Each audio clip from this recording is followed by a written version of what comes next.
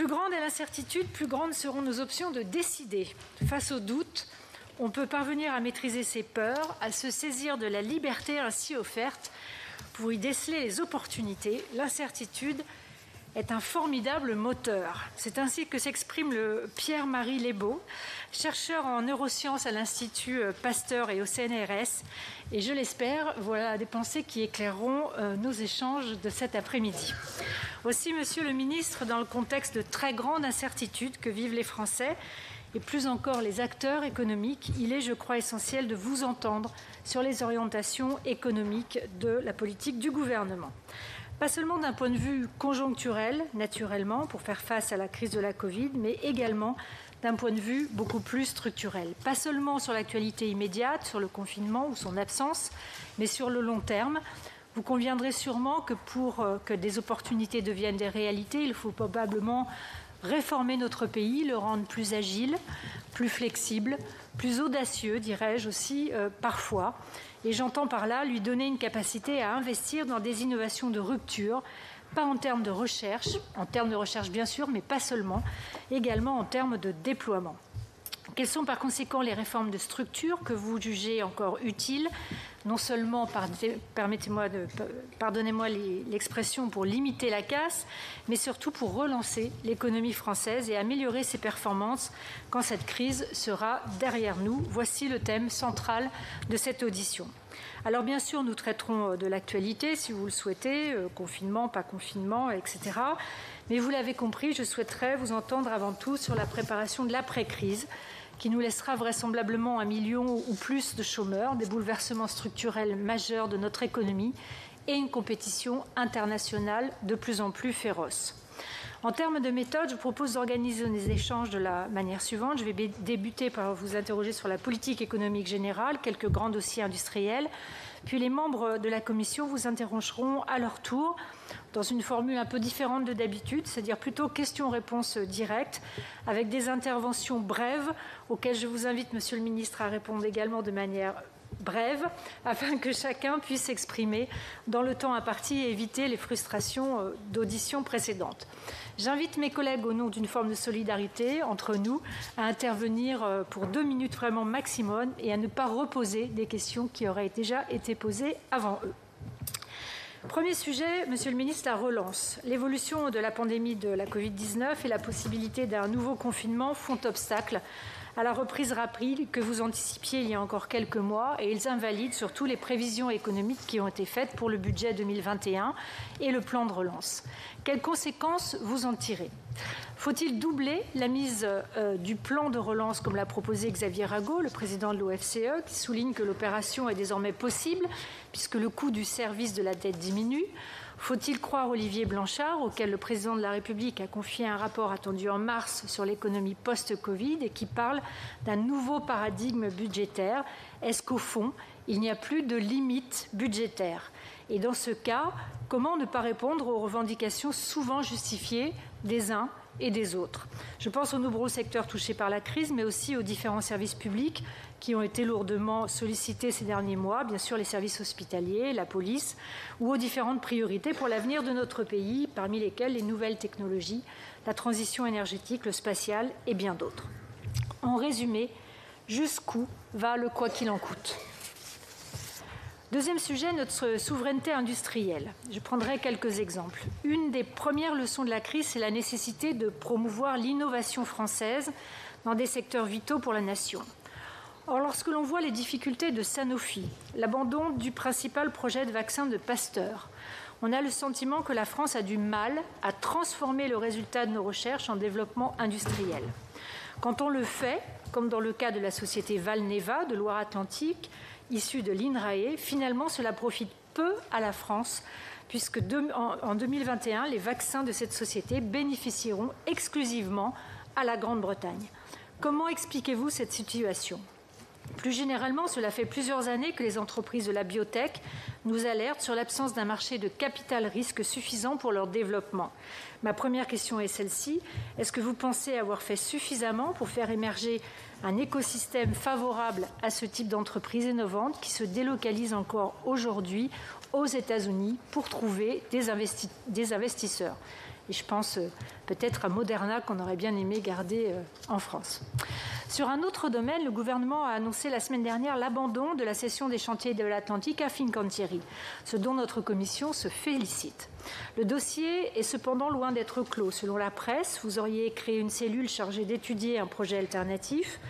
Comment cette cellule est-elle composée? Les élus des territoires, les sous-traitants y sont-ils associés? En l'état de vos réflexions, quel avenir envisagez-vous pour les chantiers? Peut-on enfin envisager de mettre en place ce que nous appelions de nos voeux un capitalisme territorial qui redonne aux collectivités territoriales un rôle plus important en matière économique? Sur un autre sujet, vous vous êtes opposé, nous vous avons entendu, à ce sujet aux questions d'actualité, au rapprochement entre Carrefour et Couche-Tard, entraînant l'abandon de ce qui était à peine un projet. Vous aviez évoqué des inquiétudes relatives à la sécurité alimentaire, considérée comme stratégique pour la nation. Pourtant, le Canada est un pays ami avec lequel l'Union européenne a récemment signé le CETA, traité de libre-échange que vous soutenez fermement. La semaine dernière, Alstom a finalisé le rachat du Canadien Bombardier sur les rails depuis plus d'1 an, mariage qui s'est réalisé sans obstacle. Votre intervention dans ce dossier ne risque-t-elle pas d'avoir des conséquences sur d'autres dossiers, des conséquences sur nos relations économiques avec le Canada et plus généralement sur l'attractivité de notre pays pour les investisseurs? Dans un autre secteur non moins stratégique, celui de l'énergie, le groupe Engie entend céder le contrôle de l'entreprise française GTT, mais je ne vous interrogerai pas sur cette question car vous avez eu la gentillesse de me répondre juste avant cette audition. Je voudrais évoquer également l'accord de principe conclu ce mois-ci entre l'Union européenne et la Chine en matière d'investissement. Les uns présentent cet accord comme une opportunité à saisir pour les Européens avec l'ouverture du marché chinois, les autres comme une porte grande ouverte pour les acquisitions prédatrices de nos amis les Chinois. Nous entendons qu'il est très bon pour l'Allemagne et pour son industrie automobile. Qu'en est-il pour nos entreprises et notre territoire? Aujourd'hui, 2/3 des investissements chinois en Europe seraient le fait d'entreprises d'État. Cela ne présente-t-il pas de vrais risques en matière de souveraineté? J'en profite pour vous poser également la question du document de travail sur le projet d'accord d'association entre l'Union européenne et le Mercosur. Quelle est la position du gouvernement sur cet accord? Envisagez-vous vraiment de pouvoir accepter un tel accord sans le renégocier en profondeur? Sur tous ces sujets, je voudrais vous rappeler que la loi Pacte oblige le gouvernement à remettre au Parlement un rapport annuel sur l'action du gouvernement en matière de protection et de promotion des intérêts économiques, industriels et scientifiques de la nation, plus particulièrement sur le filtrage des investissements étrangers. C'est d'autant plus important que depuis l'adoption de cette loi, le gouvernement n'a pas été inactif. Il a abaissé le seuil de contrôle des opérations et élargi le champ des secteurs stratégiques, mais le Parlement n'a pas son rapport, et ce, malgré plusieurs rappels. Donc, peut-être aurez-vous la gentillesse de nous indiquer quand est-ce que nous pourrons le recevoir, même si nous comprenons que l'actualité est chargée. Enfin, au niveau franco-français, je voudrais dire quelques mots du rapprochement entre Veolia et Suez, qui est entré dans une nouvelle phase. Un projet alternatif a été mis sur la table par les fonds Ardian et GIP. Je voudrais savoir quel est le rôle et l'objectif de l'État dans ce dossier. Après son volte-face, l'État vis-à-vis de la cession des parts d'Engie depuis sa relative impuissance à faire naître une discussion amicale. L'État, quelle est l'action de l'État aujourd'hui? Continuez-vous à pousser les deux entreprises au dialogue?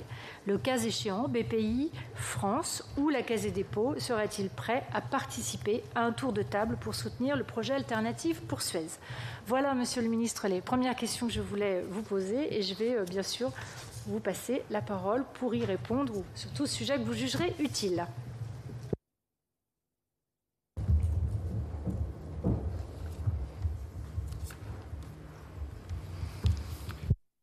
Merci Madame la Présidente. Pardon de prendre un peu de temps, mais je vous propose de bouleverser un peu l'ordre des choses pour respecter vos, on ne va pas dire instructions, mais recommandations et règles du jeu, puisque c'est vous la Présidente. Et donc, plutôt que de vous faire un exposé liminaire, répondre directement aux questions de la Présidente, je ferai juste une brève introduction avant de répondre très concrètement à toutes les questions essentielles qui m'ont été posées. D'abord, une première remarque pour vous dire ma confiance profonde dans l'économie française. Je sais que les temps sont extrêmement difficiles pour les Français, extrêmement difficiles pour beaucoup d'entrepreneurs qui sont aujourd'hui les volets fermés, qui ne peuvent pas exercer leur activité pour des raisons de sécurité sanitaire. Extrêmement difficile pour des centaines de milliers de salariés qui ont perdu leur emploi, même si nous avons amorti le choc. Mais pour autant, je le redis, la France a une capacité de rebond économique exceptionnelle.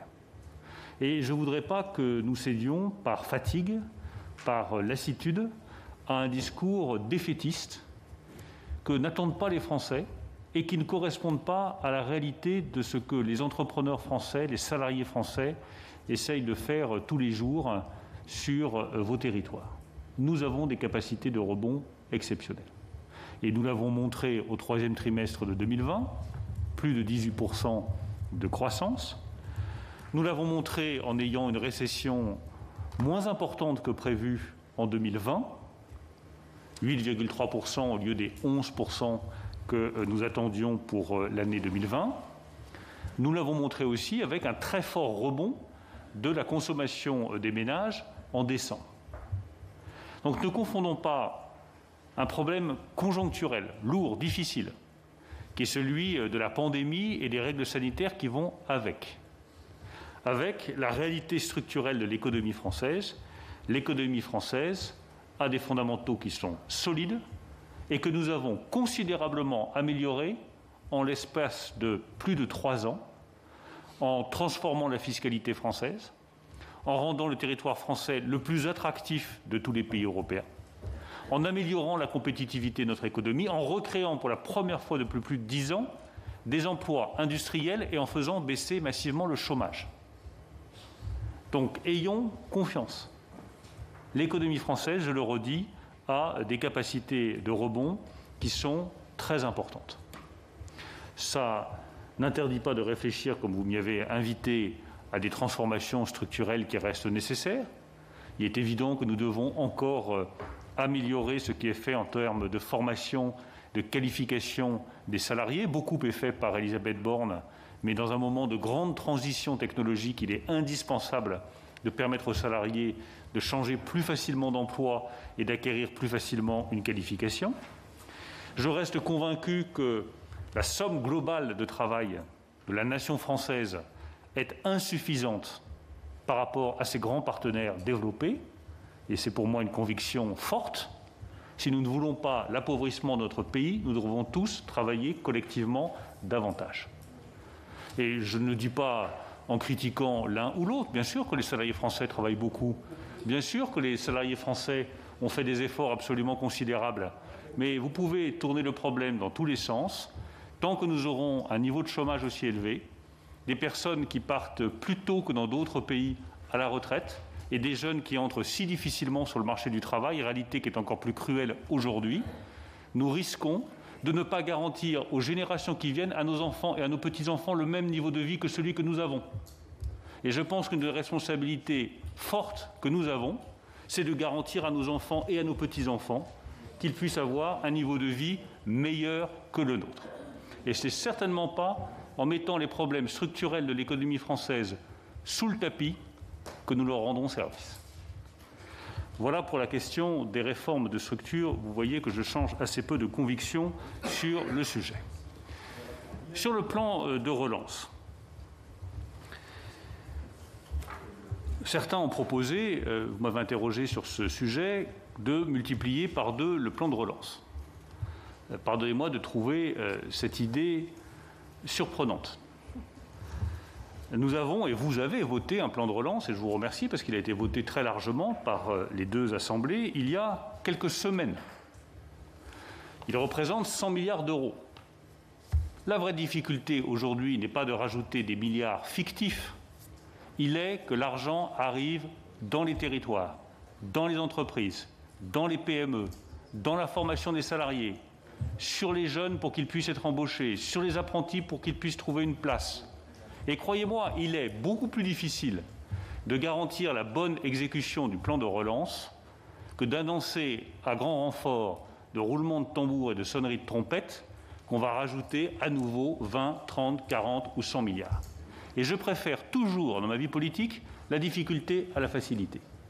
Oui, il est plus difficile de garantir la bonne exécution du plan de relance que de proclamer qu'on va rajouter des dizaines de milliards d'euros. Et donc ma responsabilité aujourd'hui, c'est de faire en sorte que l'argent soit décaissé pour qu'il donne des résultats en termes d'emploi et en termes de croissance économique pour nos compatriotes. Je peux donner quelques exemples, il y a des politiques qui marchent très bien. Prenez la politique de digitalisation des PME, nous avions prévu 280 millions d'euros. Il se trouve que des milliers de PME ont demandé à avoir accès à ce crédit d'impôt pour la digitalisation et que nous aurons sans doute 800 millions d'euros à décaisser sur cette politique. Tant mieux, elle marche. Mais je préfère me concentrer sur les crédits que nous allons trouver qui sont nécessaires pour que cette politique soit financée plutôt qu'une nouvelle fois devoir rajouter de nouveaux milliards qui risquent fort d'être des milliards fictifs. Deuxième exemple, les appels à la relocalisation industrielle fonctionnent aussi très bien. Je pense que vous avez pu voir dans vos territoires que certaines entreprises disent « Ah ben nous, on n'a pas été sélectionnés, c'est dommage, on avait un beau projet ». Parce qu'effectivement, j'ai fait le point aujourd'hui avec les préfets, nous avons largement épuisé ces enveloppes-là et qu'il sera nécessaire de réallouer des fonds de politiques qui marchent moins bien vers ces politiques qui rencontrent un grand succès. La prime Rénov' rencontre aussi un grand succès. La prime à la conversion rencontre un grand succès. La prime pour l'embauche des jeunes rencontre un grand succès. La prime pour l'embauche des apprentis rencontre un grand succès, à tel point que nous avons eu en 2020 plus d'apprentis embauchés en pleine période de crise qu'en 2019, 485 000 très exactement. Donc je le redis, toutes les propositions sont les bienvenues et les instituts sont dans leur rôle de faire des propositions, mais ne cédons pas à la facilité de rajouter des annonces de dizaines de milliards d'euros de dépenses supplémentaires quand en réalité le vrai défi est de s'assurer que ces euros sont dépensés intelligemment, rapidement, de manière efficace pour nos compatriotes. Alors bien entendu, cela nous amène à la question de l'endettement que vous m'avez posée. Est-ce qu'aujourd'hui, il est raisonnable de s'endetter ? La réponse est oui. Il est raisonnable de s'endetter d'abord parce que le coût de l'endettement est faible. Je rappelle qu'en moyenne, sur les obligations du Trésor à 10 ans, nous avons un taux d'intérêt négatif à moins 0,33. Donc c'est la première raison pour laquelle il est raisonnable de s'endetter, c'est que le coût est limité pour les finances publiques. La deuxième raison, c'est que nous avons besoin d'investir. Et c'est tout le sens des questions que vous m'avez posées, Madame la Présidente. Si notre politique devait se résumer en un seul mot aujourd'hui, c'est l'investissement, l'investissement et l'investissement.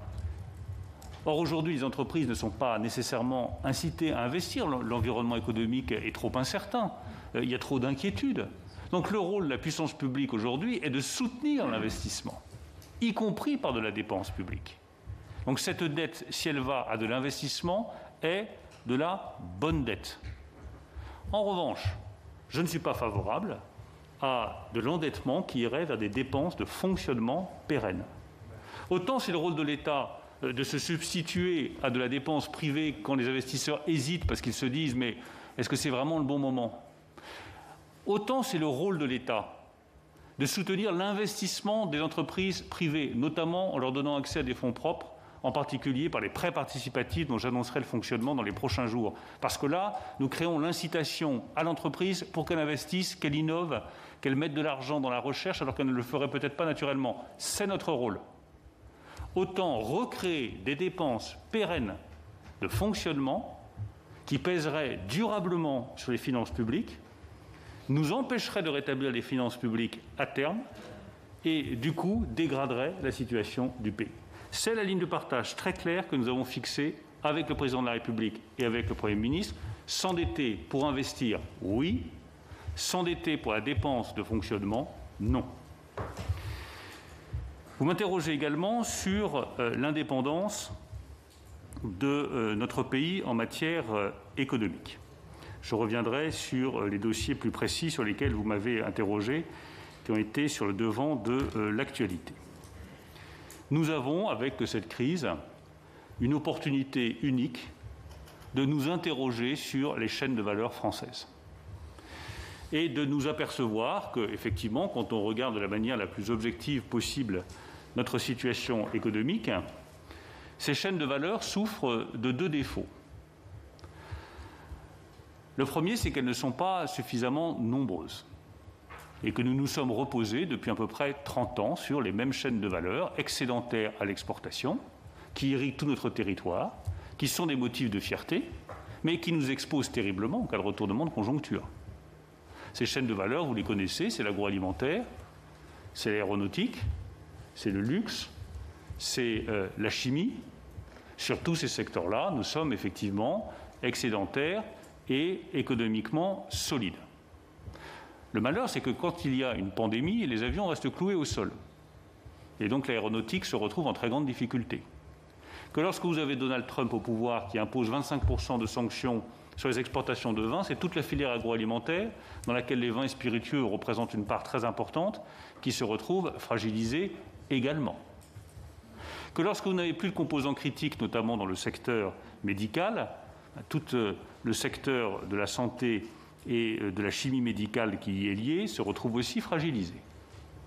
Donc il est indispensable de recréer des nouvelles chaînes de valeur pour ne pas nous reposer sur nos lauriers. Nous avons fait ce travail depuis maintenant près d'1 an avec la Direction générale des entreprises, avec des chercheurs, avec des économistes, pour essayer de définir de nouvelles chaînes de valeur. Car le deuxième défaut que nous avons, c'est un problème d'indépendance et de souveraineté. Nous nous sommes aperçus à la faveur de cette crise, que nous étions trop exposés parce que nos richesses reposaient sur un nombre trop limité de filières, et en deuxième lieu, que nous étions trop dépendants de l'approvisionnement extérieur. Quand on s'est aperçu que le véhicule électrique décollait de manière tout à fait stupéfiante et que les achats progressaient fortement, mais qu'on s'est aperçu dans le même temps que le tiers de la valeur d'un véhicule électrique, c'est-à-dire la batterie électrique, venait à 85% de Chine ou de Corée du Sud, là vous touchez du doigt très concrètement le problème stratégique que vous avez. Votre valeur n'est plus créée en France, elle est importée. Donc quand on dit relocalisation, le terme est à mon sens inapproprié. Le vrai terme, c'est de recréer des chaînes de valeur en France. C'est-à-dire de la production qui va reposer sur du savoir-faire, des technologies, de la formation, dont va dépendre la création de valeur et d'emplois dans notre pays. Le véhicule électrique et la batterie électrique est un excellent exemple. Si l'industrie automobile française se contente de faire la carrosserie et les pneus, mais ne fait pas les batteries électriques, eh bien vous perdez toute la valeur future de l'industrie automobile. D'où la décision que nous avons prise de créer nos propres batteries électriques avec l'alliance qui a été créée par PSA, Total et Saft, avec l'ouverture d'une première usine en 2022 dans le nord de la France. Deuxième exemple, l'hydrogène. C'est très bien de se dire qu'on aura en 2035 un avion décarboné. Mais pour ça, il faut des piles à hydrogène. Il faut donc maîtriser la production d'hydrogène en France. C'est des investissements qui se chiffrent en milliards d'euros. Nous avons décidé de faire de l'hydrogène une des filières chaînes de valeur critiques dans notre pays. Je pourrais citer d'autres chaînes de valeur sur lesquelles je pense que nous pouvons être leaders dans les années qui viennent. Le quantique, les télécommunications, les nanoélectroniques et notamment les composants électroniques de la nanoélectronique, les biothérapies qui font partie de ces chaînes de valeur sur lesquelles la France a des avantages comparatifs considérables. Sur tout cela, nous avons décidé, dans le cadre du plan de relance et du plan d'investissement d'avenir, d'investir, pour le seul plan d'investissement d'avenir, 11 milliards d'euros dans les 2 années qui viennent. J'ajoute 2 points importants. Ces chaînes de valeur supposent qu'il y ait derrière une véritable stratégie industrielle de long terme. Les choix n'ont pas été faits par le ministre de l'Économie et des Finances tout seul dans son bureau. Je le redis, c'est venu du terrain, des entreprises, des chefs d'entreprise, des chercheurs, des économistes, sur la base de 3 critères qui sont remplis dans chacune de ces chaînes de valeur. Premier critère, il faut qu'il y ait un marché. On ne va pas développer des chaînes de valeur sur des marchés qui n'existent pas. Sur l'hydrogène, pour reprendre cet exemple-là, on sait que pour les transports collectifs, pour l'avion, pour les bus, pour les trains, l'hydrogène est effectivement une technologie porteuse d'avenir sur laquelle il existe un marché et une demande. Deuxième critère, il faut que la France ait des technologies et des investissements dans ces technologies qui soient déjà en cours de réalisation pour qu'on ne parte pas de rien. C'est le cas sur le quantique, on a une école de mathématiques exceptionnelle, on a des chercheurs du CNRS exceptionnels, on a le plateau de Saclay que nous avons visité avec le président de la République il y a quelques jours, qui a des atouts et des avantages comparatifs considérables. Il faut enfin qu'il y ait des industriels qui puissent développer ces technologies. Et on l'a vu dans le domaine médical et dans le domaine des vaccins, c'est bien ce qui nous a manqué. Donc nous avons, en matière de développement industriel, quand vous regardez l'hydrogène, je reprends toujours cet exemple, au moins 2 entreprises, une très grande connue de tout le monde, Air Liquide, une plus petite mais très performante et moins connue qui s'appelle McPhy, qui fait que si on met de l'argent, qu'on fait de la recherche, le développement industriel ne se fera pas à l'étranger mais bien en France parce qu'on a déjà les briques industrielles. Et quand on regarde les leçons qu'on peut tirer de l'expérience de cette crise, qu'est-ce qui manque à la France ? Un lien plus étroit entre recherche et développement industriel. Et nous nous sommes battus dans le cadre de la loi Pacte pour que ce lien soit plus étroit. Et je ne vais cesser de le dire, c'est important de regarder les conflits d'intérêts, oui. Mais c'est très important aussi de vérifier qu'il y a vraiment un lien étroit entre recherche et développement industriel. Sinon, on va systématiquement se faire doubler par les Américains, les Chinois, voire d'autres pays européens. Et il faut que nous tous ici, comme responsables politiques, nous nous interrogions sur les barrières peut-être excessives que nous avons mises entre le monde de la recherche et le développement industriel pour, au contraire, permettre d'avoir plus de fluidité entre le monde de la recherche et le développement industriel derrière. Deuxième chose sur laquelle il faut que nous nous interrogions collectivement, j'en prends toute ma part, tous ces développements industriels demandent beaucoup de financement, beaucoup d'argent. Et le ticket d'entrée pour une start-up qui veut se développer dans des domaines aussi compétitifs, ce n'est pas le million, ce n'est pas le dizaine de millions, ce n'est pas la centaine de millions, notamment dans le domaine médical, c'est le milliard d'euros. Donc il faut que nous ayons, en matière de capital risque, de financement de l'investissement, d'union des marchés de capitaux, beaucoup plus d'ambition. Si nous ne mettons pas l'argent à disposition des entreprises qui veulent grandir dans ces technologies d'avenir, nous nous ferons doubler une nouvelle fois par des géants adossés à des start-up qui se trouvent aux États-Unis et en Chine parce que nous n'aurons pas donné les moyens à nos entreprises de se développer suffisamment. Enfin, troisième point de la stratégie qui doit nous permettre de tirer les leçons de ce qui s'est passé pendant cette crise économique et sanitaire, il faut jouer collectif avec nos partenaires européens parce que les enjeux financiers sont tels et les besoins de recherche sont tels que c'est uniquement en travaillant main dans la main, notamment avec nos partenaires allemands, qu'on peut espérer être à la taille critique des 2 autres continents que sont la Chine et les États-Unis. Je suis persuadé que si on tire les 3 leçons de ces retards que nous avons pu prendre dans le développement de certaines technologies, 1, un lien plus étroit recherche-industrie, 2, une capacité de financement, 3, une capacité à travailler en européen, nous avons bon lieu d'espérer que nous serons au même niveau que les États-Unis et la Chine dans les décennies qui viennent. Sur les chantiers de l'Atlantique, je voudrais juste revenir une seconde sur l'historique de ces chantiers qui sont un fleuron industriel français qui fait notre fierté collective. En grande difficulté économique, les chantiers de l'Atlantique avaient été cédés en 2008 à un acteur coréen, STX. Cet acteur coréen a fait faillite en 2016. Un accord a alors été signé lors du précédent mandat pour une reprise de STX par les Italiens Fincantieri avec un partage à 54-46 en faveur de la partie italienne. En 2017, lors d'un déplacement sur les chantiers de l'Atlantique, le président de la République a indiqué qu'il estimait que cette cession à 54-46 était déséquilibrée et il a demandé à son ministre de l'économie et des finances, que vous avez avec vous ce soir, de renégocier les modalités de cet accord avec la partie italienne. Après plusieurs semaines de négociations, nous sommes arrivés le 27 septembre 2017 à un accord prévoyant que les chantiers de l'Atlantique seraient partagés à 50-50 entre l'Italie et la France, plus 1% prêté par l'État français sur une durée de 12 ans à la partie italienne. Et si, au bout de 12 ans, l'ensemble des conditions que nous avions fixées à la partie italienne étaient remplies, dans ce cas-là et dans ce cas-là seulement, la partie italienne pouvait prendre la majorité dans les chantiers de l'Atlantique. Entre 2017 et maintenant, inutile de vous dire que la situation a profondément évolué. Elle a profondément évolué parce que le tourisme a été touché de plein fouet par la crise sanitaire et les croisiéristes par la même occasion. Dans ces conditions-là, il nous a semblé, en France comme en Italie, et du côté de la Commission européenne également, que l'opération perdait de sa pertinence.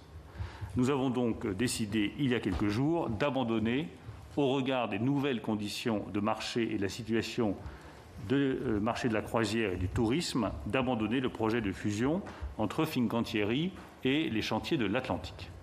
Maintenant, il faut trouver un partenaire pour les chantiers de l'Atlantique qui désormais sont détenus à plus de 80% par l'État français. Je le redis, j'ai reçu l'ensemble des acteurs locaux. Nous agirons en toute transparence avec eux. Nous voulons trouver des partenaires économiques et industriels pour les chantiers de l'Atlantique. Nous le ferons en coordination étroite avec les élus locaux et nous le ferons sans précipitation. À partir du moment où les chantiers de l'Atlantique sont détenus à 80% par l'État, s'il y a une option crédible, nous prendrons cette option, mais nous voulons étudier ces options en transparence totale avec les élus locaux, que cela fasse l'objet d'un accord de la part des élus locaux, et nous le ferons sans précipitation. S'agissant du Mercosur, je change totalement de sujet, mais je suis l'ordre des questions. Je rappelle que nous estimons que les conditions ne sont pas remplies pour une signature de cet accord du Mercosur, notamment quand on regarde ce qui se passe en matière de déforestation en Amérique du Sud, quand on voit les leçons qu'on peut tirer en termes de risque de pandémie de cette déforestation et des liens qui commencent à être établis par certains chercheurs, je ne suis pas un spécialiste, mais je lis comme vous les publications, des liens commencent à être établis entre la déforestation massive et les risques de pandémie. Par conséquent, il ne nous paraît pas raisonnable de ratifier un accord dans lequel des mesures drastiques ne sont pas prises pour lutter contre cette déforestation en Amérique du Sud. S'agissant du rapport IEF, il doit vous être transmis, il vous parviendra dans les tout prochains jours, mais c'est effectivement un engagement qui doit être respecté vis-à-vis du Parlement. Un dernier mot enfin sur un sujet important, comme tous ceux qui viennent d'être évoqués, mais celui-ci a fait aussi la une de l'actualité. Deux sujets, qui me restent à traiter. Carrefour Couche-Tard et Veolia Suez. Sur Carrefour Couche-Tard, je veux être très simple avec vous. Si j'avais à reprendre cette décision aujourd'hui, je prendrais la même décision. Parce que l'enjeu derrière, c'est la sécurité alimentaire des Français. Et je le dis autant comme ministre de l'économie et des finances que comme ancien ministre de l'Agriculture, qui est rompu aux négociations commerciales entre la grande distribution et les filières agricoles françaises. La grande distribution française a bâti un modèle dont nous devons être fiers. Et elle a su inverser au cours des dernières années une tendance qui était vers l'approvisionnement en produits qui ne venaient pas nécessairement de France, qui ne valorisaient pas nécessairement la production française. Et ils ont compris, et je salue l'orientation qui a été prise par toutes les anciennes françaises, qu'il fallait valoriser les filières agricoles françaises et avoir une intégration du champ jusqu'au rayon. C'est ce que fait Carrefour. D'ailleurs, il s'en porte bien, puisque Carrefour a obtenu de très bons résultats économiques la semaine dernière. C'est ce que fait Leclerc, c'est ce que fait Intermarché, avec des modèles chaque fois différents en termes de taille. Mais je suis attaché à ce modèle de distribution français qui valorise la production agricole française. Et Carrefour, pour vous donner un seul chiffre, représente dans ce système de distribution française 35% de l'ensemble des contrats de filière entre la filière agricole et la grande distribution française. Donc vous voyez bien que l'enjeu, on peut le prendre comme on le veut, est un enjeu stratégique. Céder l'intégralité de Carrefour à un acteur aussi respectable soit-il que Couche-Tard, sans avoir de garantie que ces 35% de contrats des filières agricoles seront renouvelés, que c'est bien ce modèle-là qui sera défendu, est un risque que je n'étais pas prêt à prendre, ni hier, ni aujourd'hui. En deuxième lieu, je me permettrai juste d'observer que Carrefour est le premier employeur privé français, 105 000 emplois, et que j'imagine mal le jour où il y a une difficulté chez Walmart aux États-Unis, je doute fort que le gouvernement américain laisserait Walmart se faire racheter par un acteur étranger. Donc je ne vois pas pourquoi on pousserait des cris d'admiration devant la manière dont les États-Unis arrivent à défendre leurs intérêts stratégiques et que nous, en France, on ne serait pas capable, quand le premier employeur français est en jeu, de ne pas prendre le même genre de décision. Je reprendrai la même décision si elle était à reprendre. Enfin, sur Veolia-Suez, je vais répéter ce que j'ai déjà dit dans cette Assemblée. Quels sont les enjeux? Il y a un enjeu en termes d'emploi, bien entendu. Et cet enjeu en termes d'emploi est encore plus sensible lorsque nous avons une crise économique de cette ampleur. Il y a un enjeu auquel vous serez tous sensibles comme élus locaux en termes de concurrence sur le marché du traitement de l'eau et du traitement des déchets. Et il y a un enjeu industriel parce que ce sont deux grands acteurs industriels sur des activités qui demandent du savoir-faire et des compétences.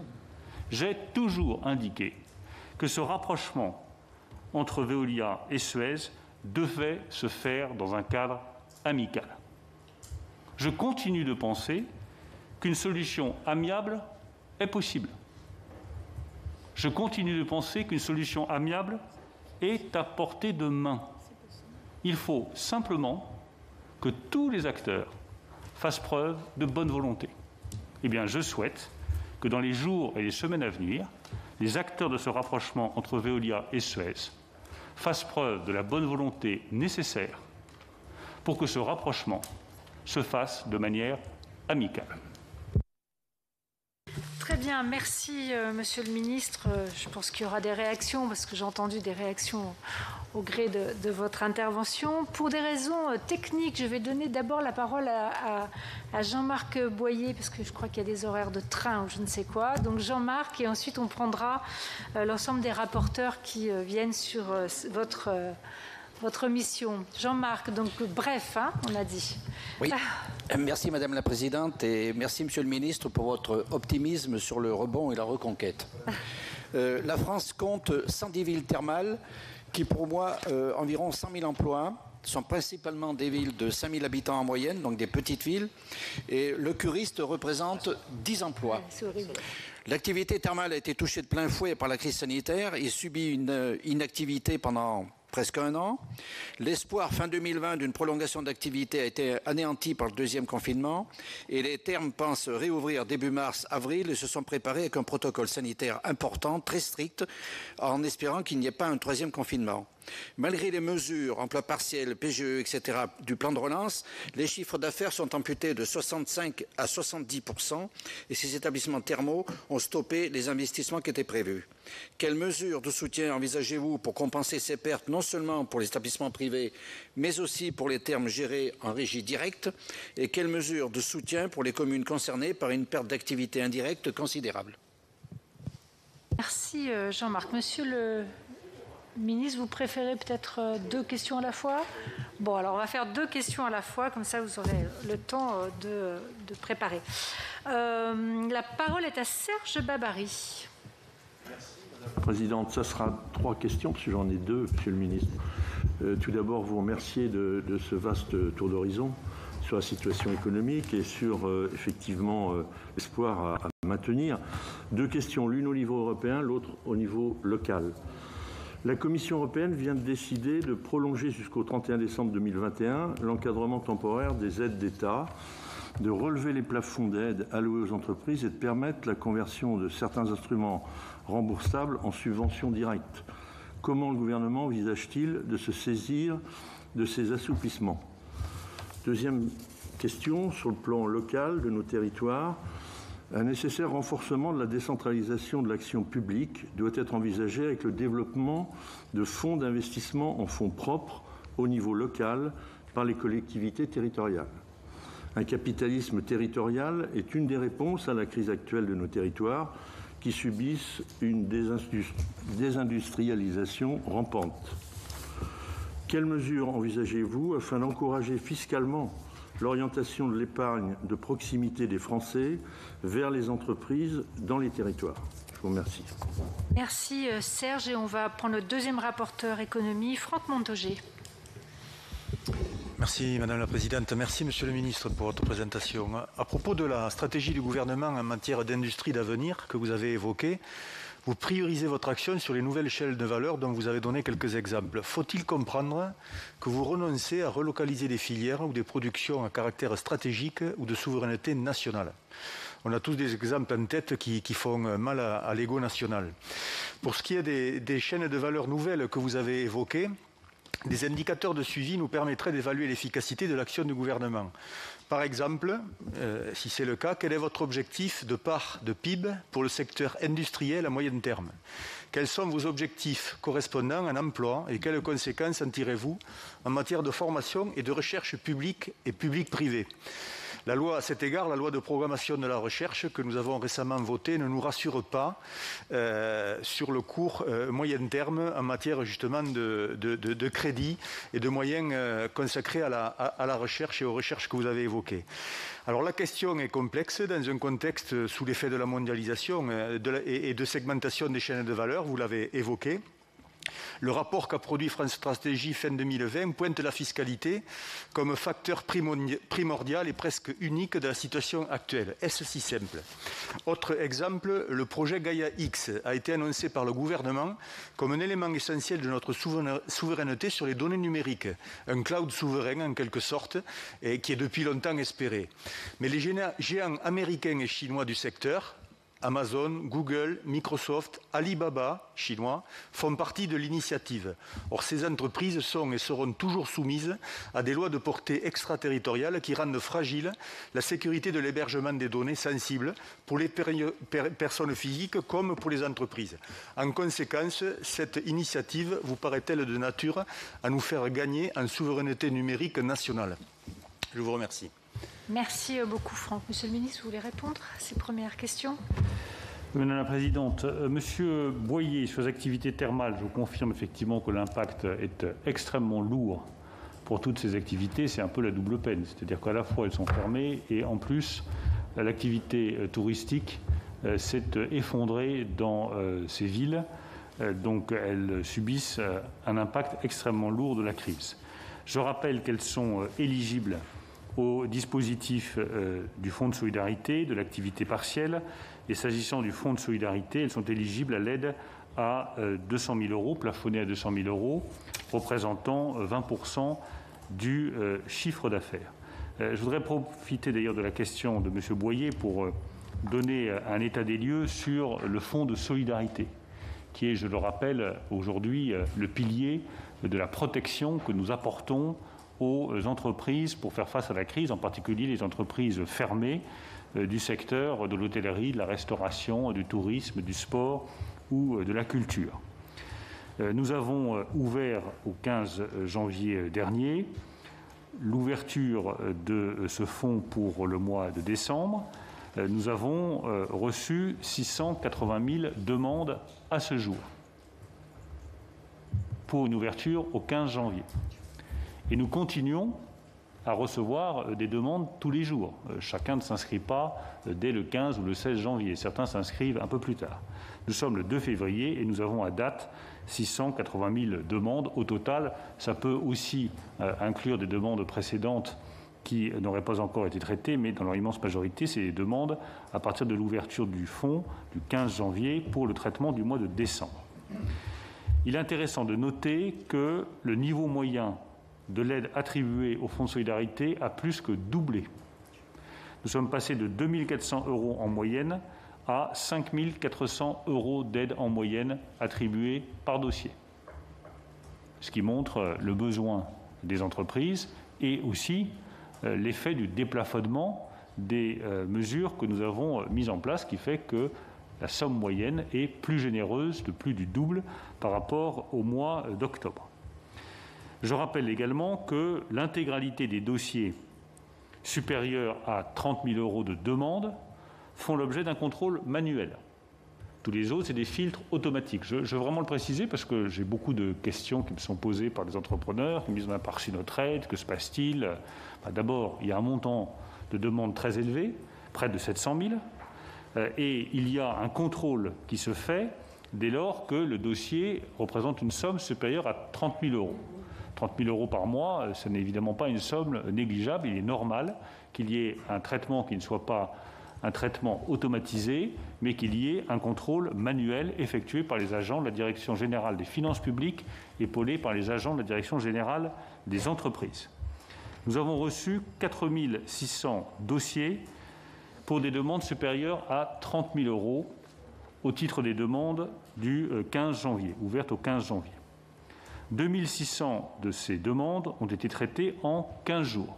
Donc 2 600 dossiers d'entreprises qui demandaient des sommes supérieures à 30 000 euros ont été traités en 15 jours avec des contrôles manuels effectués par la DGFiP et par la DGE. 2 tiers de ces demandes ont été rejetées. Et c'est ce dont je voulais informer le Sénat. Pourquoi ? Tout simplement parce que dans ces demandes, nous avons noté, avec ces contrôles manuels, beaucoup de fraudes, soit des demandes répétées. Nous avons beaucoup d'entrepreneurs qui ont demandé pour le même mois 3 sommes différentes avec 3 chiffres d'affaires de référence différents. Nous avons des entrepreneurs qui ont demandé des sommes importantes alors qu'il n'y avait aucune déclaration de chiffre d'affaires dans les années précédentes.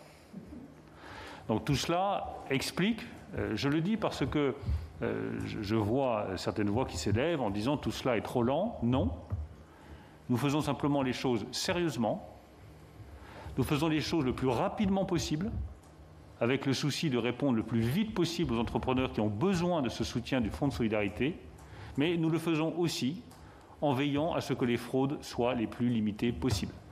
Ça nous amène effectivement à faire des contrôles manuels. Je le redis, sur les 2 600 demandes d'une valeur supérieure à 30 000 euros qui ont été traitées en 15 jours, les 2 tiers ont été rejetés pour des raisons. J'ai regardé un très grand nombre de dossiers personnellement pour des raisons qui sont malheureusement évidentes, c'est-à-dire soit des chiffres d'affaires de référence qui n'existaient pas, soit des différents chiffres d'affaires émanant d'une même personne. Tout ça nous a amené à rejeter les demandes. Mais je le redis, nous avons demandé à la Direction générale des finances publiques de faire le maximum pour traiter les dossiers le plus rapidement possible. Nous voulons apporter l'aide le plus rapidement possible, mais en veillant au bon emploi de l'argent public. Serge Babary, vous avez raison de noter que le plafond d'aide pour la Commission européenne a été relevé de 3 à 10 millions d'euros. Nous utiliserons ce déplafonnement pour la prise en compte des charges fixes dans les secteurs qui sont les plus touchés par la crise. Nous le ferons donc, je le dis très précisément, au cas par cas. Il peut y avoir, par exemple, pour les stations de montagne, je pense aux remontées mécaniques, c'est ce qu'a indiqué le Premier ministre il y a quelques jours, pour les remontées mécaniques des stations de montagne, les charges fixes sont supérieures à 3 millions d'euros. Donc nous utiliserons, pour le secteur de la montagne, ce déplafonnement de l'aide de 3 à 10 millions d'euros. Mais je le redis, nous le ferons secteur par secteur.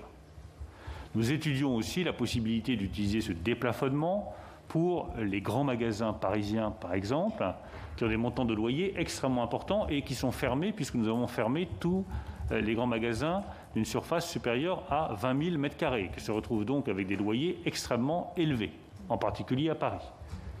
Ça a été décidé dans le cadre de la montagne, c'est à l'étude pour les grands magasins et pour certaines grandes surfaces commerciales. Mais je le redis, nous n'utiliserons ce déplafonnement de l'aide qu'au cas par cas, dans des secteurs très bien définis, dans lesquels, en raison de leur spécificité, le montant des charges fixes peut être extrêmement élevé. Franck Montaugé, sur la part du PIB dans l'industrie. Vous connaissez tous le tableau clinique, je ne vais pas revenir dessus, en disant la part de l'industrie dans la richesse nationale a perdu, suivant les analyses, 6, 7 ou 8 points. On est passé de 18 à un peu moins de 12. À l'inverse, elle s'est maintenue ou elle a légèrement augmenté en Allemagne et en Italie. Donc il n'y a aucune fatalité. La raison, elle tient simplement à des politiques publiques qui ne répondaient pas aux besoins de l'industrie française. Et donc on peut prendre le problème par tous les bouts, mais vous avez un problème de compétitivité prix et vous avez un problème d'offre. Nous avons voulu, avec le président de la République et le Premier ministre, nous attaquer à l'ensemble de ces problèmes qui expliquent la dégradation de la part de l'industrie dans la richesse nationale, qui est un renoncement collectif et une faute politique. Je l'ai déjà dit à plusieurs reprises ici, je le dis là pour le coup autant comme élu local que comme ministre de l'économie et des finances. La désindustrialisation fait des ravages sociaux et elle fait des ravages politiques dans notre pays. Et c'est le fruit d'un renoncement collectif, de dévalorisation de l'industrie, d'absence de réponse aux demandes du secteur industriel. Moi, je me bats pour l'industrie et je continuerai à me battre pour l'industrie parce que j'estime qu'elle fait partie de la culture française. Et que renoncer à un pan entier de notre culture, c'est une faute politique autant qu'une faute économique. Mais si vous voulez garder une industrie, vous ne pouvez pas avoir des impôts de production 7 fois plus élevés que votre voisin allemand. Pardon, mais c'est aussi simple que cela. Donc on peut toujours critiquer les décisions du gouvernement, mais nous avons fait le choix courageux de baisser de 10 milliards d'euros les impôts de production en 2021, de 10 milliards d'euros à nouveau en 2022, et je suis convaincu que c'est indispensable pour la réindustrialisation du pays. Et ça ne suffira pas. Il faut en deuxième lieu une politique d'innovation beaucoup plus ambitieuse. Nous avons le crédit impôt recherche, c'est un atout, nous n'y avons pas touché. Le doublement du PIA, qui est passé de peu plus de 10 milliards d'euros à 20 milliards d'euros, doit nous permettre de rattraper notre retard parce que l'industrie a besoin de nouvelles technologies et de ruptures technologiques pour réussir et se développer. En troisième lieu, nous avons besoin de valoriser nos atouts. Le nucléaire est un atout pour la France. Il est important pour toute une filière économique. Il représente des centaines de milliers d'emplois. Il représente des technologies que nous avons mis des décennies à acquérir et à maîtriser. Je le redis, le nucléaire est, à mes yeux, un atout pour la France. Il n'interdit absolument pas de développer des énergies renouvelables, au contraire.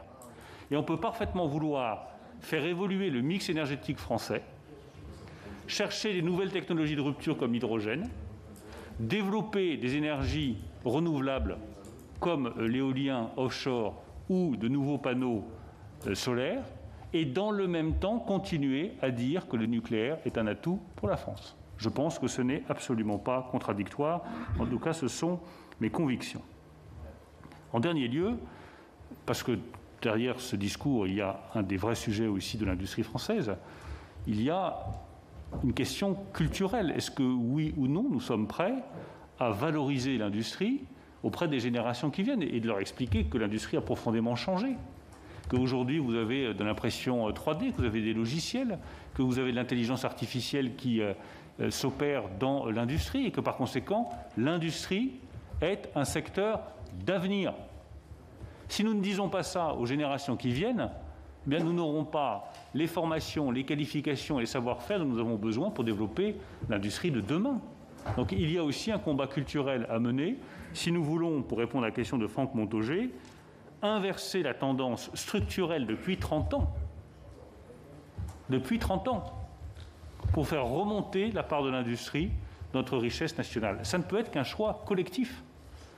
Ce ne sera pas le choix du seul ministre de l'économie et des finances ou de sénateurs aussi respectables soient-ils qui sont ici. Ça ne peut être qu'un vrai choix collectif. Est-ce que oui ou non, nous voulons redonner à l'industrie ses lettres de noblesse en France? Moi, je serai toujours du côté de cette revalorisation de l'industrie. Et je considère que l'équilibre économique français passe par la revalorisation de ces métiers industriels, la défense de notre souveraineté alimentaire et donc de l'agriculture française, et la valorisation des métiers de service, dont je rappelle qu'aujourd'hui, ils représentent une part très importante de notre richesse nationale.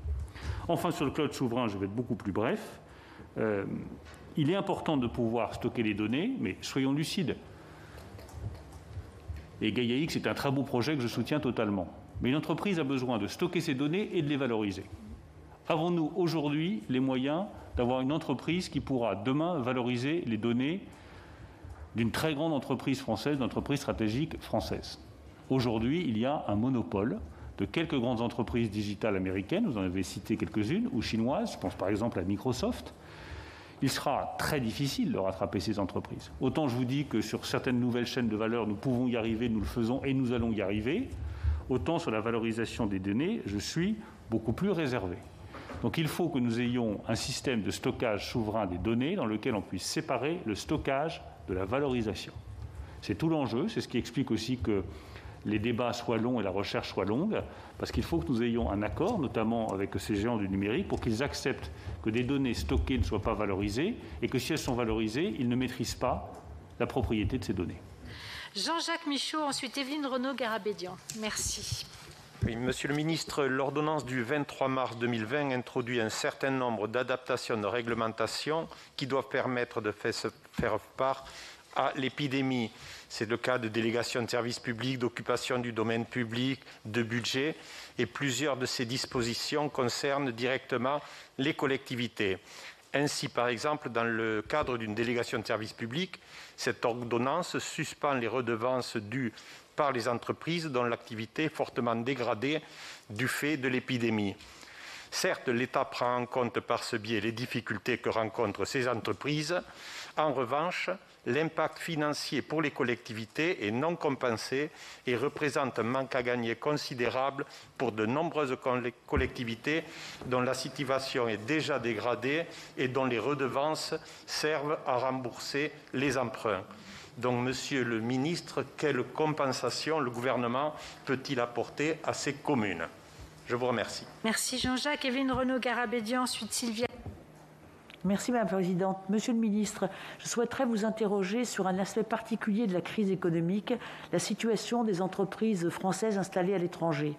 Un rapport sénatorial sur la résilience des entreprises qui a été publié en décembre dernier établit que plus de 30% des entreprises installées à l'étranger ont déposé leur bilan depuis le début de cette crise.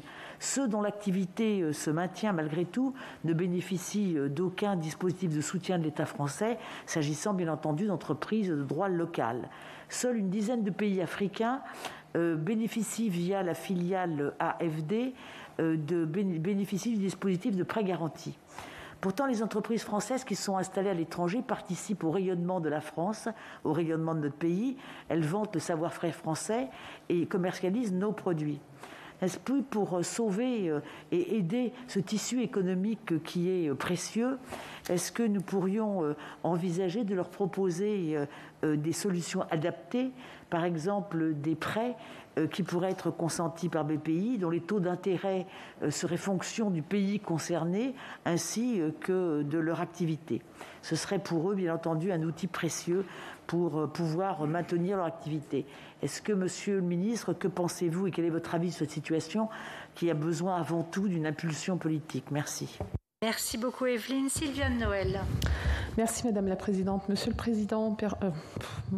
le Ministre, permettez-moi d'associer à mes propos Martine Berthet, sénatrice de la Savoie, retenue en séance. Le tout ski, c'est fini, mais sans le ski, tout est fini. Cette phrase résume à elle seule le tsunami vécu par les territoires de montagne au lendemain de l'annonce de la fermeture des remontées mécaniques. De nouvelles mesures de compensation ont été annoncées hier, mais elles ne sont pas encore à la hauteur de la saison blanche que vous nous imposez. Le gouvernement annonçait que l'intégralité des acteurs de la montagne serait compensée à hauteur de 70% des frais fixes. Hélas, cette indemnisation ne concerne que les hôtels, cafetières, restaurateurs, pas les innombrables autres professionnels qui subissent les effets collatéraux de cette fermeture et pour lesquels l'aide se limitera à 20% de leur chiffre d'affaires seulement. Les collectivités locales sont également très inquiètes. Je souhaite attirer votre attention sur la situation particulière des régies autonomes de remontée mécanique qui ne peuvent bénéficier du chômage partiel financé par la solidarité nationale. Et vous annoncez également une compensation intégrale des pertes supportées par les communes de montagne dans cette crise. Là encore, vous ne pouvez pas vous limiter uniquement aux redevances des remontées mécaniques et aux taxes de séjour. Qu'en est-il des recettes tarifaires liées aux différents services directement en lien avec le fonctionnement des remontées mécaniques, telles que les redevances de parking ou encore des redevances liées aux consommations d'eau qui elles-mêmes sont directement liées à la présence de la population touristique sur nos territoires? Je vous remercie. Merci Sylviane. Alain Châtillon, ensuite Christian Rodon-Sarazi. Oui, Monsieur le Ministre, le fonds ACE partenaire marche très bien pour Airbus et l'ensemble de la filière aéronautique. L'utilisation des fonds de revalorisation sont intéressants également.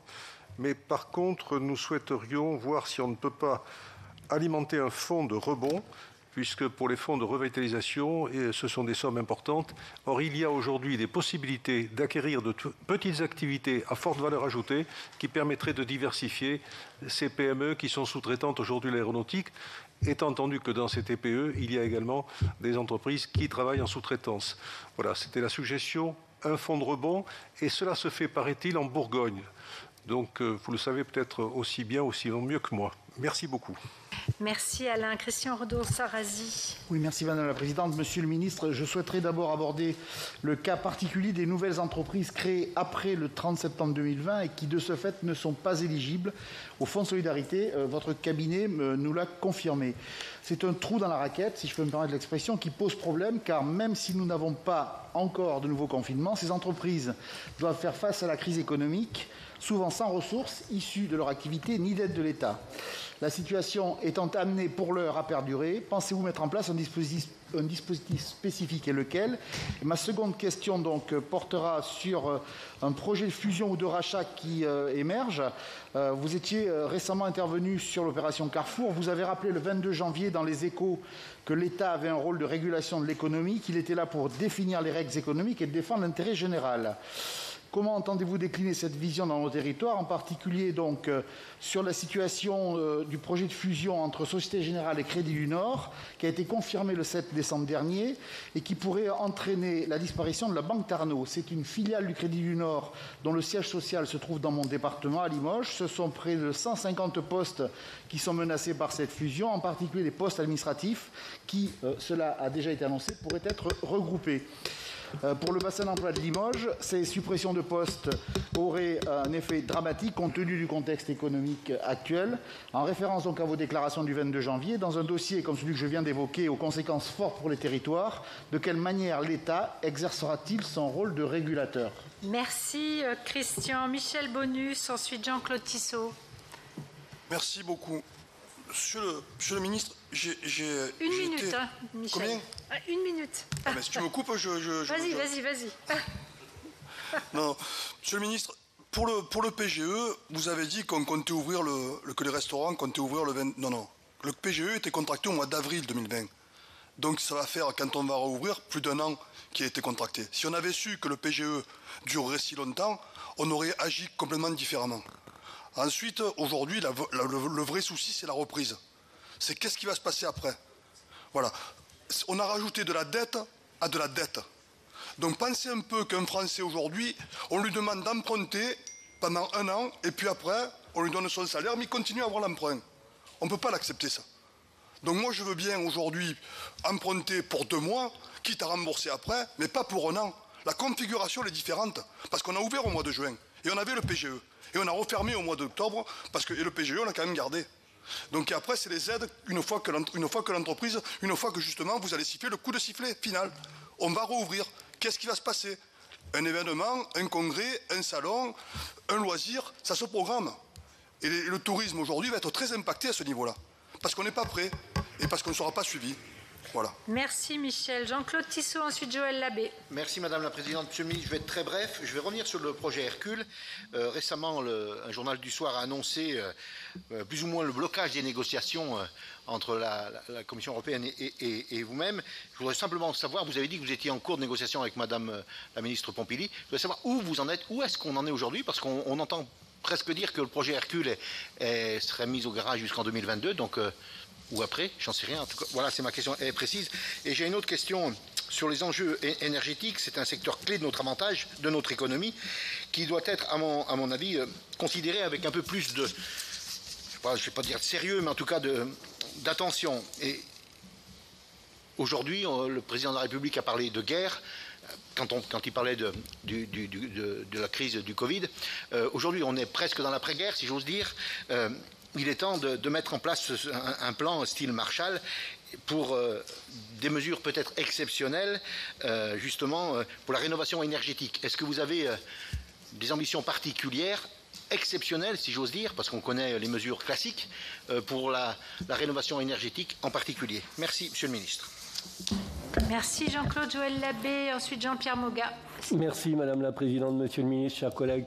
Ma question rejoint celle de Claude Malhuret tout à l'heure concernant les commerces de proximité en pluriactualité. Donc vous donniez une réponse limpide sur une règle limpide, 50% du chiffre d'affaires, mais il se trouve que beaucoup de ces commerces de proximité en milieu rural se trouvent en grande difficulté.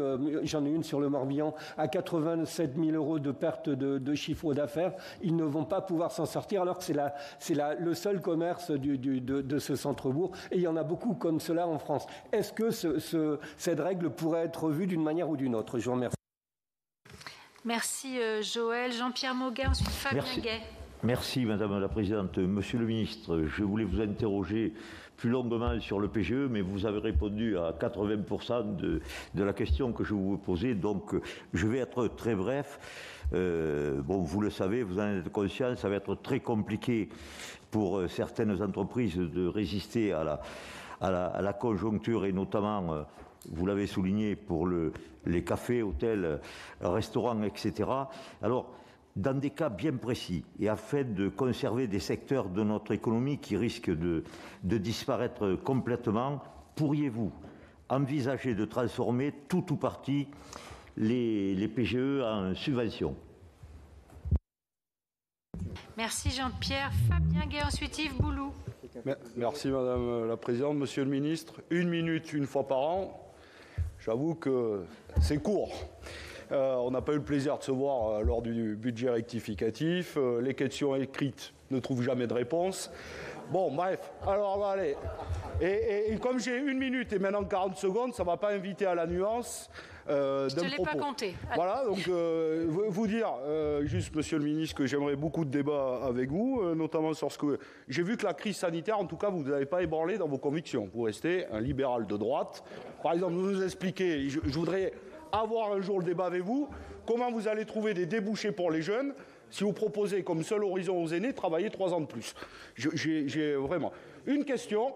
Moi, je partage sur le fait que la réindustrialisation du pays, la relocalisation, et ce n'est pas exactement la même chose, vous avez raison, sur ça va demander un débat politique exigeant. Et vous avez raison. Mais par exemple, est-ce qu'on pourrait déjà éviter la casse sociale qui se déroule dans le pays ? Et dans tous les secteurs. Moi, j'arrête pas de me déplacer. Les fonderies du Poitou, SKF, Renault, Air France. Bref, il faudrait 3 auditions pour faire la liste. Donc, vous avez aujourd'hui, vous refusez d'interdire les licenciements. Vous refusez de conditionner les aides aux entreprises sur la question sociale et environnementale. Vous refusez même l'autorisation administrative de la remettre. Donc, je vous pose une question. Comment déjà on évite les drames humains et la perte des savoir-faire que vous avez l'air de tenir à bout de bras? Comment on fait déjà pour éviter ça? Et après se reposera la question, comment on réindustrialise le pays? Voilà, je vous remercie en 1 minute 10. Mais du coup, l'année prochaine, je me tairai. Sûrement pas, Fabien. Yves Boulou, et pour terminer, Laurent Duplon. Moi qui ai d'autres. Merci Madame la Présidente. Monsieur le Ministre, le 27 janvier dernier, le journal Marianne s'est fait l'écho des oubliés du Fonds de solidarité. Il y a les entrepreneurs qui ont créé un commerce et ceux qui en ont racheté un. Sans historique de chiffre d'affaires, ils n'ont aujourd'hui droit à rien, tandis que les charges sont là. Pour les premiers qui partent de zéro, il serait toutefois possible de tenir compte du prévisionnel accepté par les banques. Pour les seconds, la situation est totalement incompréhensible. Ils ont racheté un fonds de commerce.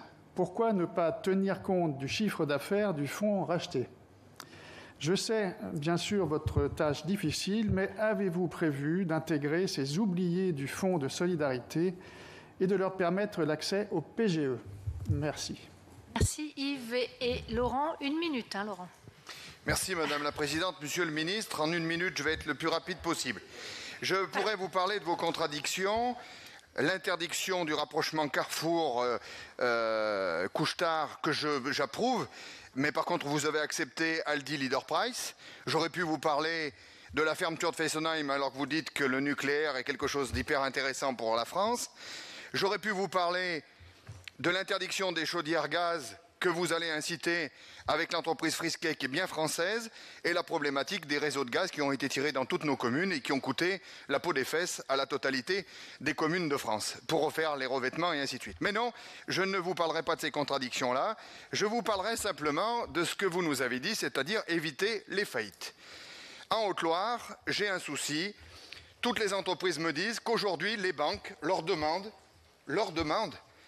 de reprendre le paiement des remboursements d'échéances qu'ils devaient faire sur leurs emprunts. Elles ont été repoussées jusqu'à aujourd'hui et ils leur demandent de les repayer. Un restaurateur qui aujourd'hui ne peut pas ouvrir, sans parler des PGE, sans parler des aides, quand les banques leur demandent de payer les annuités qu'ils ont à reprendre, c'est les faire fermer d'office. Comment on répond à ces entreprises? Ça, ce n'est pas une question d'avenir, c'est une question toute réelle qui se pose aujourd'hui sur une situation précise. Comment répondre à cette question-là?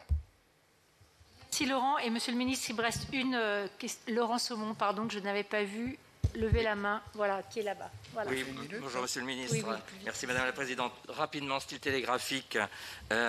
Quelle est la réflexion sur la mobilisation de l'épargne des ménages, enfin l'épargne publique qui n'a jamais été aussi importante dans le cadre justement de l'orientation vers les entreprises et l'innovation, sachant qu'en période de sortie de crise, souvent c'est vers l'immobilier que ces crédits vont aller s'orienter. 2, pour le soutien des PME, TPE, quelle est la réflexion qui est menée au niveau du ministère sur le rôle du label France, Made in France, à l'image de ce qui a pu se faire dans d'autres pays. Et enfin, dernier point, est-ce que les mesures qui ont été prises pour les communes de montagne vont être étendues pour d'autres collectivités, je pense en particulier aux départements, qui ont en gestion en particulier des sites de loisirs ou des musées, qui ont maintenant aussi, je dirais, la fermeture administrative, qui leur empêche d'avoir les recettes et qui ne sont pas éligibles ni au PGE ni aux indemnités. Merci, Monsieur le Ministre. Voilà. Bien, on va essayer de ne pas répondre en une seule minute.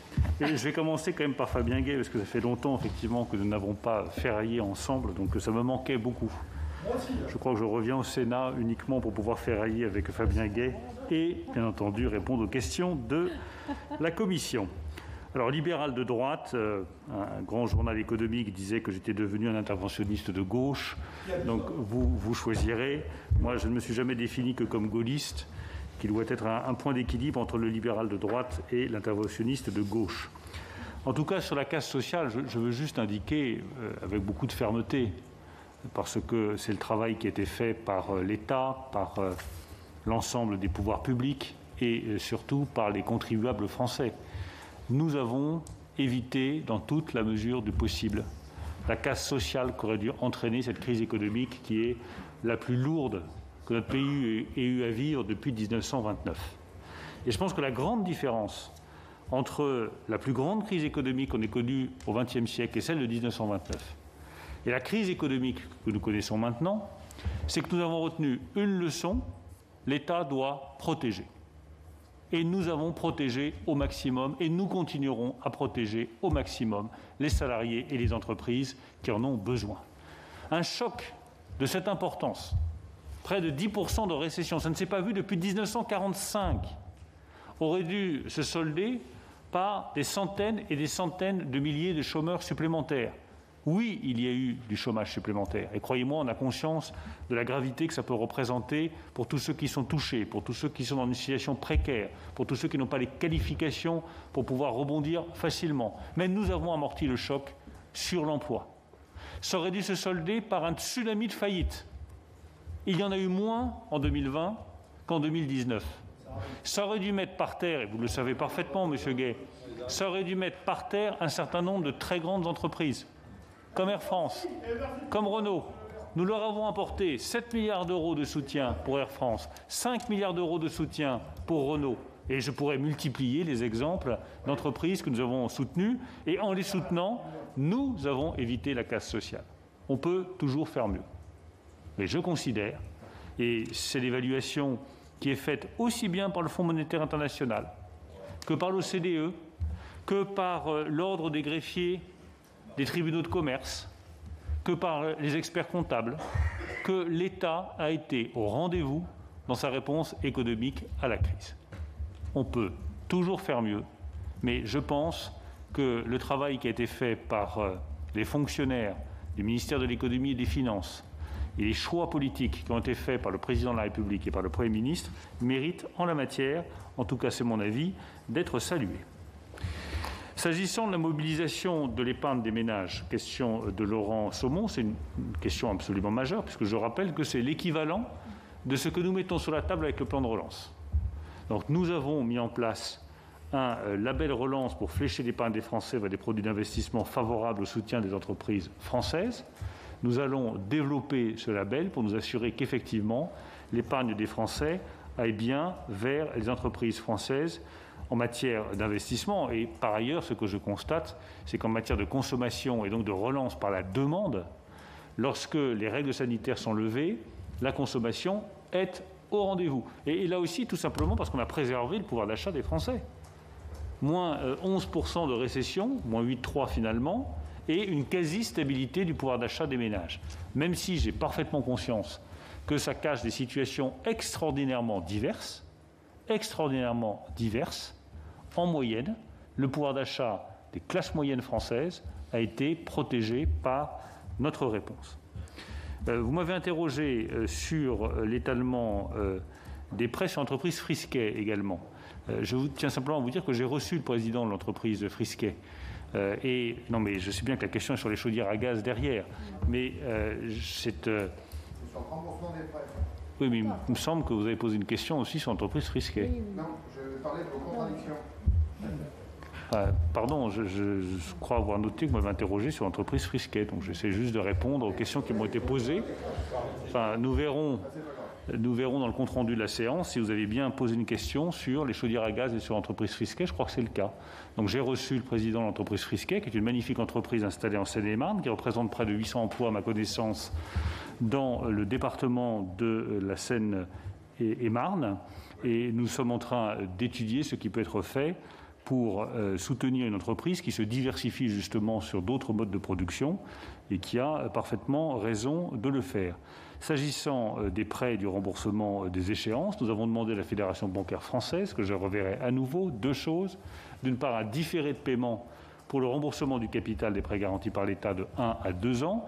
Et pour les prêts précédents, nous avons demandé d'étudier au cas par cas une possibilité de délai supplémentaire pour les entreprises qui en auraient besoin et se sont engagées à le faire. Et donc nous avons un médiateur du crédit qui est là pour veiller à ce que, à chaque fois qu'il y a une demande, elle est traitée correctement. Sur les oubliés du Fonds de solidarité, permettez-moi juste de renverser un tout petit peu la question. Je ne veux pas valoriser tout ce qui est fait par la Direction générale des finances publiques, mais je rappelle que lorsque nous avons ouvert l'éligibilité au Fonds de solidarité le 15 janvier, c'est plus de 100 000 dossiers qui sont arrivés à la Direction générale des finances publiques le premier jour, 100 000 le lendemain. Donc je pense que nous avons une couverture aujourd'hui qui est extrêmement large. Il peut y avoir encore des failles dans le dispositif. Nous les complétons et j'ai demandé au directeur général des finances publiques, Jérôme Fournel, de faire le nécessaire. Nous avons bien noté effectivement la demande qui a été formulée sur ce sujet, mais je le redis, l'essentiel aujourd'hui est couvert et s'il y a des failles, eh bien, nous veillons à les combler systématiquement. Sur la transformation des PGE en subventions, soyons très prudents. Moi, je vais utiliser toutes les facultés qui sont offertes par la Commission européenne en matière de prêts garantis par l'État. Mais enfin, je rappelle que ces prêts, comme leur nom l'indique, sont garantis par l'État. Donc lorsqu'il y a un défaut sur le prêt, c'est l'État, donc le contribuable qui paye. Donc ça ne peut être qu'une solution de tout dernier recours sous forme d'aide que pourrait apporter l'État dans des situations vraiment critiques où cela pourrait être justifié. Nous garderons cette ligne qui est celle de la protection maximale de l'économie française, mais il ne s'agit pas non plus d'exposer abusivement nos finances publiques et le contribuable. Sur la pluriactivité, Joël Labbé, je pense que c'est une bonne idée, non pas de revoir les critères, mais de faire preuve de souplesse dans l'interprétation des critères. Si dans le cas du commerce que vous avez indiqué, et je sais à quel point je le vois dans mon département de l'Eure et dans ma circonscription, alors si vous avez une commune rurale et qu'il y a un seul commerce, il faut tout faire pour le sauver, ça c'est absolument évident. Et si on est à 46-54, au lieu d'être à 50-50, il faut regarder si on ne peut pas inclure l'entreprise dans le bénéfice du fonds de solidarité. Donc si vous avez une part fermée qui est légèrement inférieur à 50%, ça ne me pose pas de difficulté de faire preuve de souplesse dans l'interprétation. Si ça permet de sauver un commerce de proximité dans une commune rurale, ça me paraît parfaitement légitime. Sur la rénovation énergétique et les montants qui sont mis, je rappelle juste les chiffres. On est sur de mémoire 6,4 milliards d'euros qui sont accordés à la rénovation énergétique des bâtiments. Donc quand on me parle de plan Marshall, on est vraiment sur un plan Marshall et un dispositif absolument massif de soutien à la rénovation énergétique et des bâtiments publics et des bâtiments privés. Avec ma prime Rénov', je crois qu'on fait vraiment l'essentiel pour que les choses avancent vite. Vous m'avez aussi interrogé, M. Tissot, sur le blocage des négociations à la Commission européenne. Il n'y a pas de blocage des négociations sur EDF. Je poursuis mes discussions avec Mme Vestager à raison de 1 ou 2 appels par semaine sur ce sujet et sur d'autres sujets que nous avons à traiter actuellement avec elle. C'est une négociation qui est difficile, chacun le sait, parce que les enjeux sont importants, mais nous avons une qualité de relation excellente avec Mme Vestager qui doit nous permettre, sur les différents sujets, de progresser. Les PGE, je crois avoir répondu. Sur une question très importante sur les entreprises qui sont créées après le 30 septembre 2020. Nous veillons simplement à ce qu'il y ait un délai de 2 mois entre la date de création de l'entreprise et l'éligibilité au fonds de solidarité pour éviter tout simplement les effets d'aubaine. C'est une entreprise qui ne serait créée que pour avoir accès au fonds de solidarité. Donc la date est systématiquement décalée d'1 mois lorsque les 2 mois sont passés. Donc pour l'instant, on est au 30 septembre 2020. On arrivera ensuite au 30 octobre 2020 et aux mesures que le fonds de solidarité est maintenu, nous décalons la date d'éligibilité en veillant à garder ces 2 mois de délai pour éviter les effets d'aubaine. Alain Châtillon sur ACE Partners, c'est effectivement un fonds qui marche très bien pour soutenir l'investissement dans l'aéronautique. L'idée d'un fonds de rebond peut parfaitement, un fonds de rebond complémentaire peut parfaitement être étudié. J'ai surtout indiqué qu'il faudrait veiller à prolonger la durée des dispositifs pour l'aéronautique parce que nous sommes dans une crise qui s'installe dans la durée et que la durée de 2 ans qui avait été prévue initialement est sans doute trop courte. Il faudra donc la prolonger. Sylviane Noël sur les stations de ski. Je rappelle qu'elle dispose d'un dispositif désormais totalement dérogatoire qui est parfaitement légitime au regard de la difficulté de la situation qui est la leur, de cette saison blanche qui leur est imposée pour des raisons sanitaires.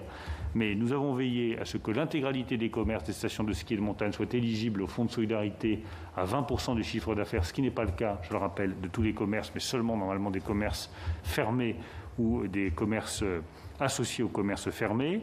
Nous avons également veillé à ce que les remontées mécaniques soient éligibles au remboursement des frais fixes tels que définis par la Commission européenne, c'est-à-dire au-delà des 3 millions d'euros. Donc on a un nouveau plafond à 10 millions d'euros qui permet de répondre aux attentes. Donc nous avons des mesures de compensation qui sont massives et qui, je l'espère, répondront aux attentes des professionnels. On a aussi comblé certaines failles, notamment sur les indépendants, sur les moniteurs de ski. Et j'ai bien pris note de ce que vous m'avez dit sur la régie autonome des remontées mécaniques et le chômage partiel, sur lequel je transmettrai la question à Elisabeth Borne. Sur les entreprises françaises à l'étranger, faites-moi part de vos propositions. C'est vrai qu'aujourd'hui, l'essentiel de nos mesures vont évidemment aux entreprises qui sont installées en France pour protéger l'emploi en France, mais je suis ouvert à toute proposition dans ce domaine-là. Enfin, Jean-Jacques Michaud sur les collectivités locales. Je rappelle juste que nous avons porté 4,2 milliards d'euros de soutien aux collectivités locales pour compenser les pertes de recettes 2020-2021 et soutenir également les autorités locales en matière de mobilité. Je pense au STIF en Ile-de-France, bien entendu.